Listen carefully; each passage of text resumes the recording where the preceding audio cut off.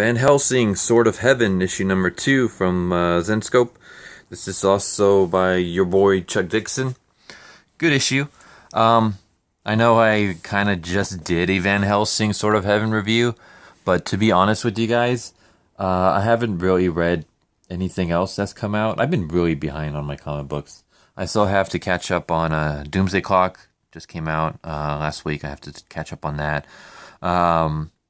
Red Hood and the Outlaws, Curse of Brimstone.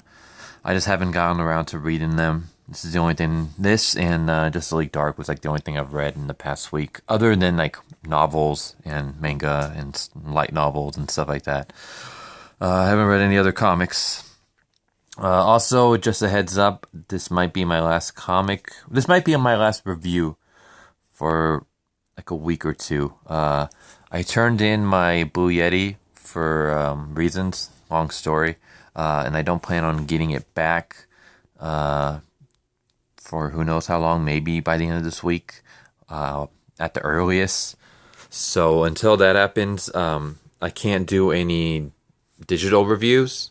I can only do phone reviews like I'm doing right now, and I don't really plan on going to the comic book store this week. Like they're really like maybe other than Hack Slash versus Chaos, there really isn't anything that like is interesting me enough to like go down to the store to go get it, because I have to go out of my way to get comic books.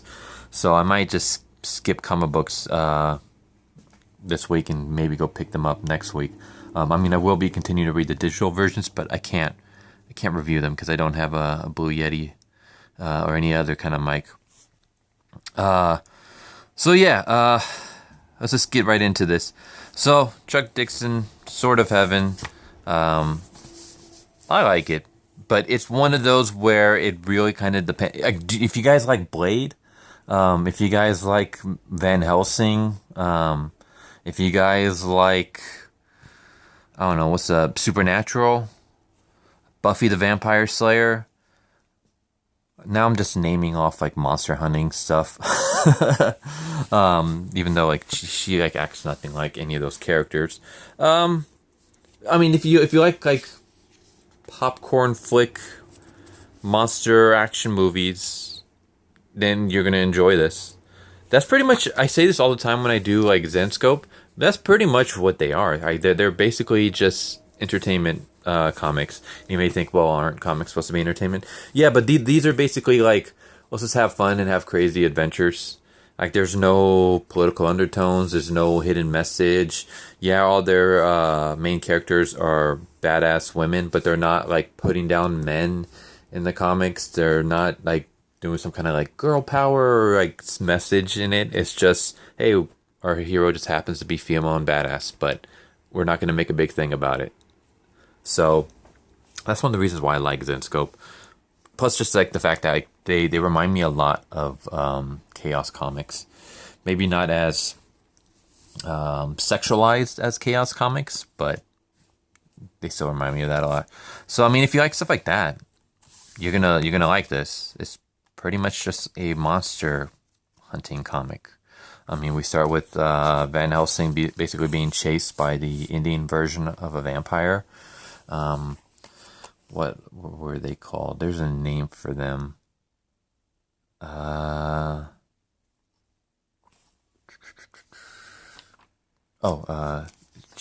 They mentioned it here. Oh no, never mind. She just says your local species. But yeah, she basically is running away from a Indian version of the vampire. And I mentioned this in the previous issue, but I like how they use like the classic mythos of the vampire where he's about to attack them in an elevator and the elevator is like taking time to close. So what she does is she grabs some coins and she throws it on the floor, and basically he's forced to have to pick them up and count them all before he can continue chasing after her. And it's like anyone who like is familiar with like actual vampire mythos, not just the Hollywood stuff, but actual like cultural stuff. That's one of the things that for some vampires, if you throw like salts, if you throw anything, they have to like count every little grain. So there's also another part where they're being chased and they go basically across a bridge because the vampire cannot cross moving water, which is another thing from actual vampire mythology, which I thought again it's like I always find these kind of cool. I'm almost kind of interested to see them do Van Helsing set in, is it China or Japan? I think it's Japan, where the vampire has like bright red hair. So I'm wondering if they'll like do something like that in some kind of future volume. I don't know. For anyone who doesn't know, like I used to be a huge vampire buff. Back in high school, I actually took mythology class, and my thesis paper was on vampire culture and stuff. Like the different types of vampires from different cultures, like the Indian vampire, the European vampire, the Hollywood vampire, the Asian vampire. So seeing stuff like that just in this is kind of cool. Just the whole like the crossing water, the grains, the whole I forgot what this thing is called. They call it a pedicab. I don't know why it reminds me of the Robot Chicken, a little segment where they had they did like a little thing on the pedicabs. Also reminds me of Seinfeld with the Kramer and Newman were trying to start their own pedicab business in New York. But yeah, I think she was in the previous volume. Was she? I don't know. I don't remember. But we have this this lady who works for basically the Indian version of the FBI, the Indian Intelligence Bureau, and well, at least that's her cover story. She actually works for like a ministry that deals with vampire hunting. Skip some pages. Actually, I kind of want to show this. This is kind of interesting. So Van Helsing is in a train when one of the dead cargo, like there's a, I guess, a casket in the cargo hold, and the dead come to life, and basically they're using the dead guy to kind of communicate with Van Helsing and kind of taunt her and stuff like that. And then of course once the villain is done speaking to the dead body, it kind of drops, and then the family shows up. And then the next scene, it's like she's kicked off the train. I was like, oh, okay, that's kind of funny. Like that's a nice little like humor. But yeah, like I enjoy this. I see like I saw a tweet recently from Chuck Dixon where people were like pulled out from, like they don't want to work with him. Like he tweeted out something like the left just got me to lose like an artist or something. I guess someone pulled out of his project thanks to the left. And I'm just like, why? Like, have you read any of his stuff? Like everything I've read from him so far, I mean, granted, it's mostly been Van Helsing, and there was some DC stuff. I forgot what it was. Nothing about it has been political in any sense. And I'm like, there you go. That's how it should be done. Like, I don't care what your politics are. Just kind of keep them out of your comics. And I assume Chuck Dixon is a Republican. Not that it matters, because there's none of that in here. And I kind of wish that more writers would kind of take that. Like, I don't care if you're a left. I don't care if you're a right. I don't care if you're centrist. I don't care if you're straight, gay, trans. I don't care what kind of religion you worship, even if you worship a religion. Just don't, like, one, you don't need to put it into your, sorry, I kind of stepped on something right there. One, you don't need to put it into your comics. And if you do, there are ways to go about doing it so that it doesn't come across like propaganda or ham-fisted or anything like that. Like Chuck Dixon does a great job. Like, he's just telling a great story, or at least to me, a great story. I find his stuff entertaining, and I wish more comics or pros would do that. Just tell me a great story. Tell me a fun story. You can have a badass lead character fighting monsters, without making men seem terrible or weak or villainous. You can have her in other cultures, like in this volume, she's in India, without having to either put down the culture or prop it up like it's the greatest thing ever. Like she's in the culture, there's cultural stuff happening, but it's not portrayed in any like, oh, like she's making fun. Yeah, Chuck Dixon is making fun of India. No, Chuck Dixon is praising India. No, it's kind of just it just happens to be said in India, and there's some Indian stuff going on. Like I don't know why I'm rambling about this. I guess I just kind of wanted to just use that as just like take some notes from Chuck Dixon. Like this is how you do comics.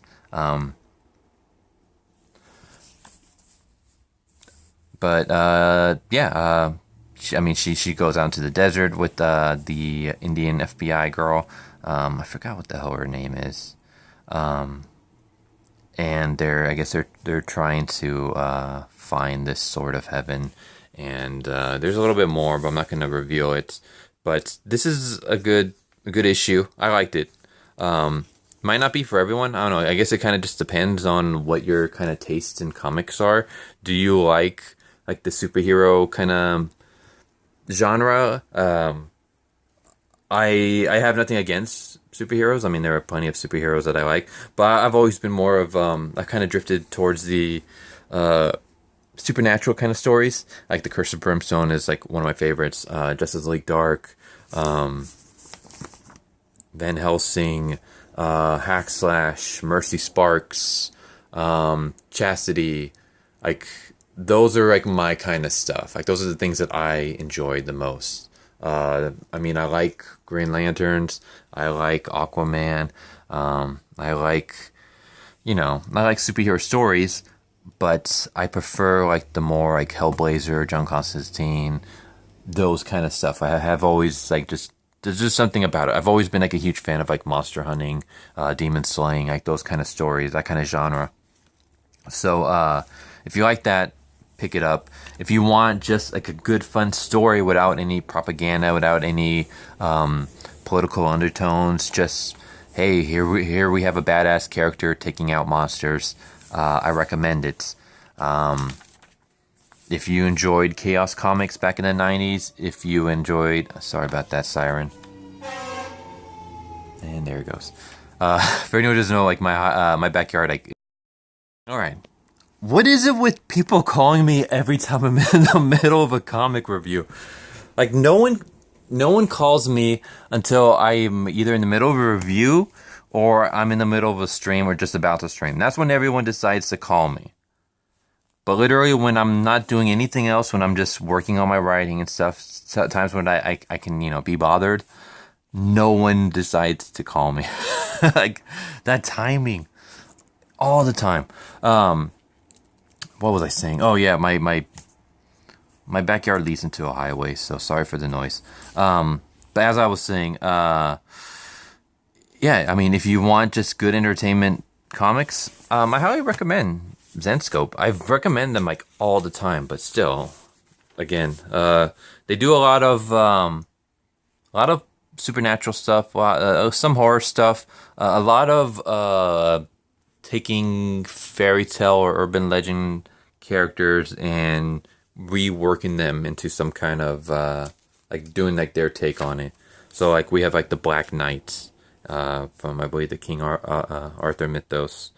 I will say I said it before, but I'm not a fan of that armor. Not because it's sexualized or anything. I don't care about that. It's just bland. Like it basically is just a bland armor, and then you revealed some of the torso. I don't know, if you're gonna sexualize the character, do it like in a unique way. Like I like Witchblade, for example. Not the 2018 version, because that version sucks, but the classic Witchblade, or even oh my god, Fathom, Aspen, like do something like that, and just this is kind of bland. But the issue itself isn't that bad. I enjoyed it. Got the Wonderland. I might do a review on the hardback. I have a hardback collection. Like could do maybe a review on that. I don't know. It depends on if I get a chance to go through it. I haven't seen Paradise, Satan's Hollow, and Evil Heroes. I haven't read any of those. Belle is good. I enjoy Belle. Oh, obviously from Beauty and the Beast. She's a beast hunter, as it says right there. Grim Fairy Tales. I know this is like Zenscope's big main series.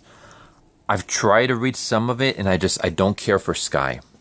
I don't care for this character. I don't know what it is. I read like maybe 2 or 3 issues, and I'm just not feeling her character. So that's why I don't read that. But then we have the Grim Tales of Terror, which I haven't read. I really should, because again, I like Zenscope and I love horror, so I should check them out. And then you got Robin Hood, which I've done plenty of reviews on that.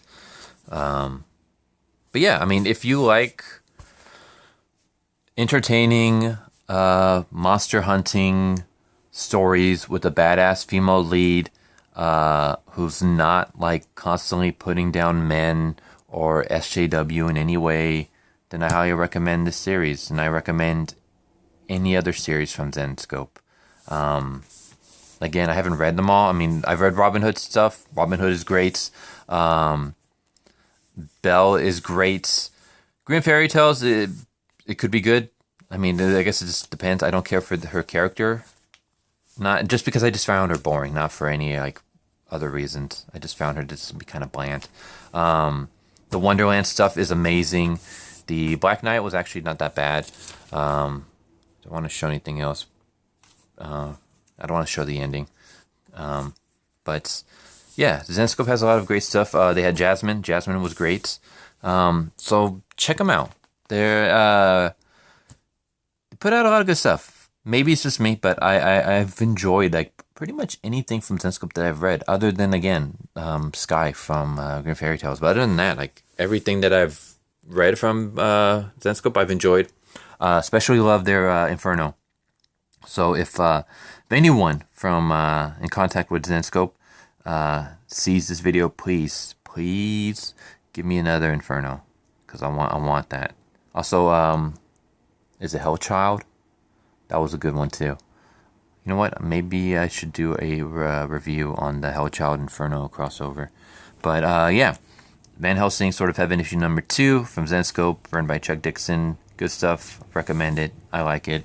This is how like comics should be. Just good, classic fun. No propaganda. No ham-fisted politics. No, I mean, pretty good artwork. I like the artwork. Good story. Interesting dialogue. You can tell Chuck Dixon actually did his research on vampires, and not only just vampires, but also like the Indian culture. There's a lot of Hindi phrases and stuff in here, so you can tell he did his research, which is great. But yeah, I recommend it. Good stuff. But yeah, hope you guys enjoyed this video. If you guys haven't already, please subscribe, hit the bell for notifications, leave a like if you enjoyed it. Feel free to leave a comment down below. And this might be, again, my last review for like a week or two. It all kind of depends on when I get my mic back, or if I have a chance to read any other comics. But I hope you guys enjoy it, and I hope to see you guys next time. Later.